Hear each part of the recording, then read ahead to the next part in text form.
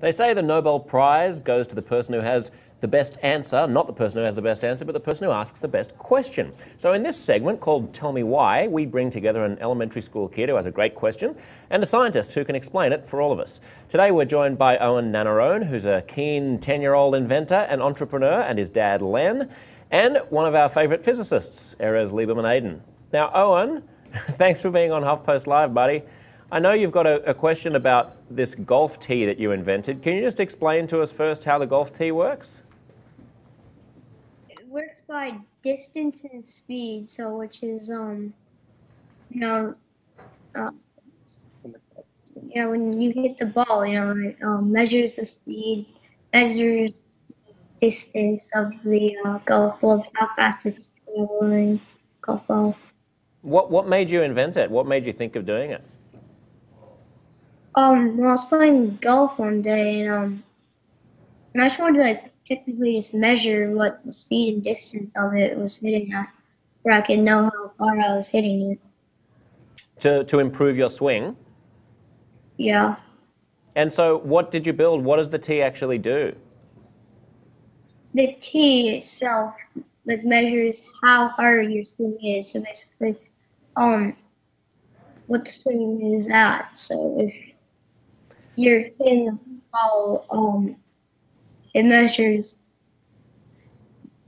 the Does it have I've got the patent here for it, Owen. This is your drawing here where you've got the golf club down here and you've got the tee. And so the tee communicates with a mobile device, is that right? Yes.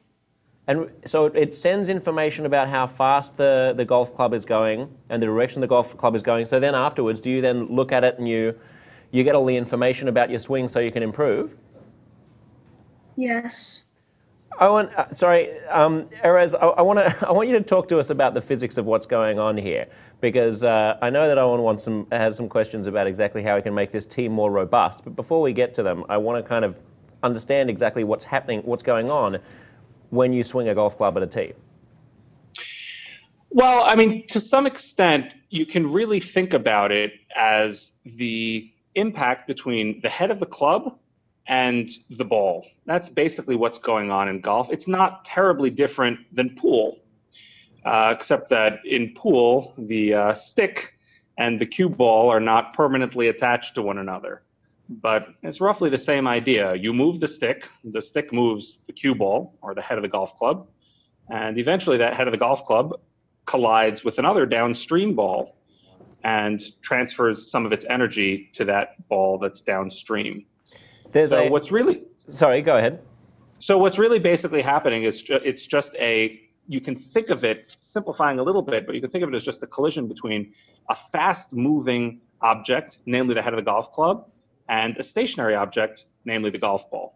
The tee is ends up being collateral damage often in that process. Yes, especially when I play golf. You can tell that there's everything that you could ever possibly want online, because there's actually a website called Real World Physics Problems / Physics of a Golf Swing that you can see here.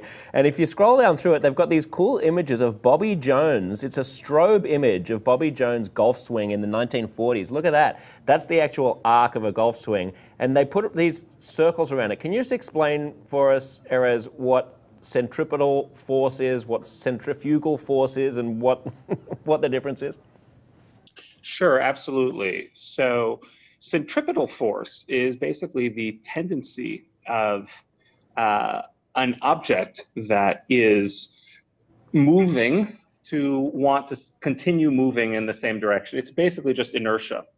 So, for instance, if I'm swinging around, let's say let's imagine that the stick part of the golf club, the shaft, is really, really light. And so you could just think of it as the head that's attached to this very, very light object.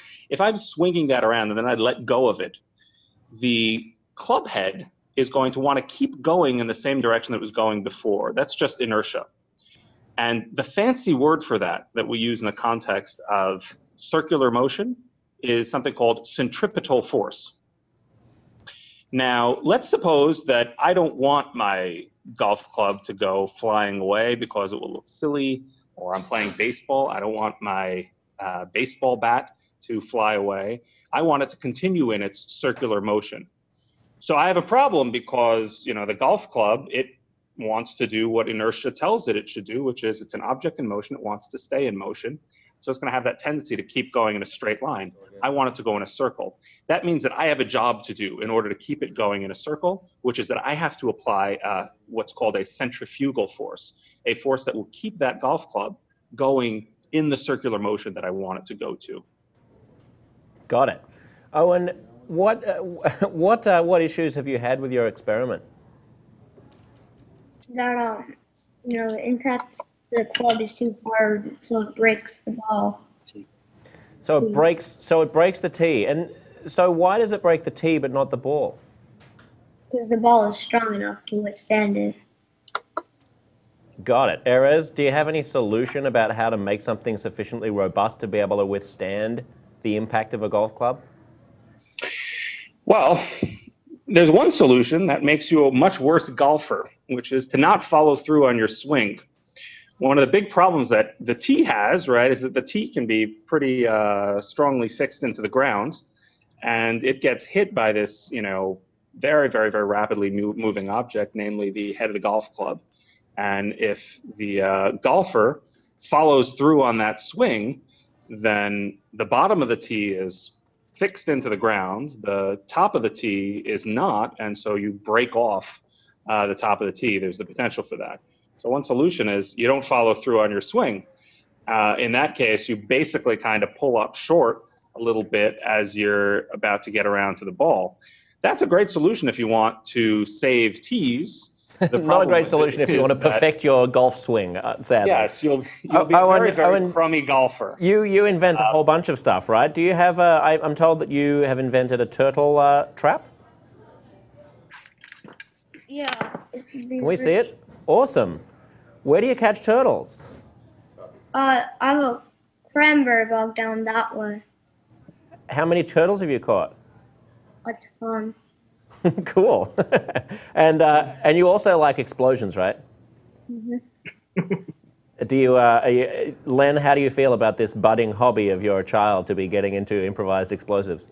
Well, yeah, we try to tame that a bit, but the best story though was when he was 6. He took all the doors on the first floor off the hinges because the hinges really bothered him while a door opened and closed.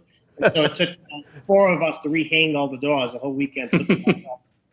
Well, that's one way to fix it, I suppose. You could also use an improvised explosive device to get rid of the doors, but I wouldn't encourage it. Owen, do you have any? Have you built anything that explodes? No. Yeah, that's probably just as well. All right, well, stay safe, buddy. It's great to have you on HuffPost Live, and congratulations on the golf tee invention. Yeah, great stuff. It's a pleasure chatting. Thanks, Erez. You can obviously stay tuned. There's plenty more coming up. You can find links to a few articles including that article about the physics of a golf swing in the resource well. The conversations will continue right here on HuffPost Live.